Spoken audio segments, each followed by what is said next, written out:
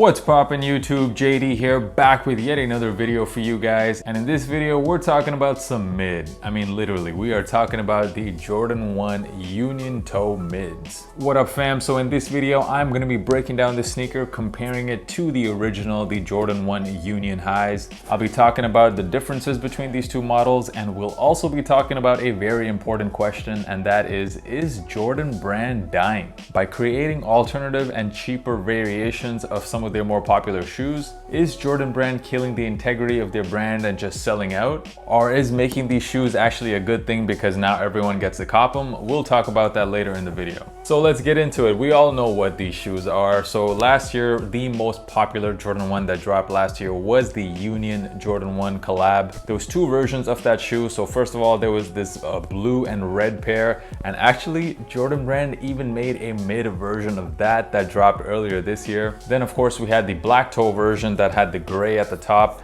and that's exactly what this pair is resembling. What do you guys think about Jordan brand doing this, man? I mean, basically using already existing ideas from their classic shoes, putting it on cheaper versions. What do you guys think? Is this cheapening of the brand, or is it a good thing? So these sneakers have already released here in Europe. We don't know the exact release date in the States yet. The retail price on this was 130 euros, which is 20 euros more than a regular Jordan 1 mid. And the reason for that is because this is supposed to be a special edition. I'm not entirely sure what's so special about them. I guess they have some different materials, but besides that, they're just some mid unions. Let's just call them the Funions. So the materials on this sneaker, so this black part of the sneaker is actually done in nylon, so it's not made out of leather. We do have some leather though. The white panels of the shoe are done in your regular leather. The back panel of the shoe is made out of suede, so this red portion, as well as on the top we have this light gray, which is also done in suede. The swoosh is done in black nylon, so I guess you can say for a mid, this is quite a few materials on a pair of mids, so that's probably why the price is a bit higher. Of course, this is not a one-for-one copy of the Jordan 1 highs. There definitely are some differences besides the material differences. Of course, the biggest and worst difference of them all is the Jumpman logo on the tongue. You don't get Nike Air, unfortunately. Also on the OG version, this Wings logo was actually done in a dark gray. However, on this shoe, it's done in red. Also, the suede panels at the top of the shoe were done in a darker gray rather than this very light gray that you see on this version. I gotta say, from a materials point of view, I'm not too happy with the materials. In fact, the stitching on this pair is definitely already fraying in many places. I could have personally done without the nylon. I would have preferred to have black leather here instead of this black nylon. Besides that, yeah, there's really not a whole lot more to say about these. These are just some Funions. So now that we've talked about the shoe, let's talk about Jordan brand as a whole.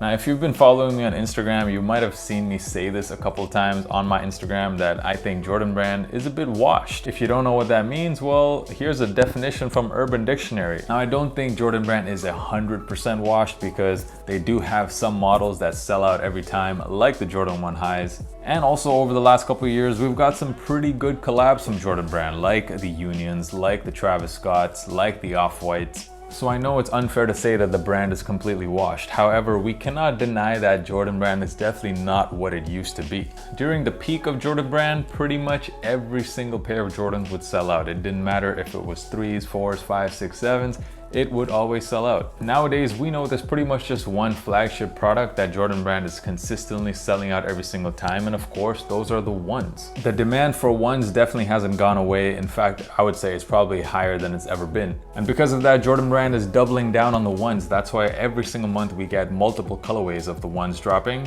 But recently, Jordan brand has been tripling down on the ones. So we're getting the same exact colorways. However, the top is cut off at different levels. We've seen classic colorways of the high tops drop also now in mid tops as well as low tops. For example, we've seen the shattered backboard lows, we've seen the royal toe lows, the black toe lows. This year we've seen one of the most popular colorways of all time, maybe even the best one ever, the Chicago ones. We've seen that drop in this mid top version. I actually got a pair of the mid top versions to review. I'm not really sure if I'm gonna do a full video on it.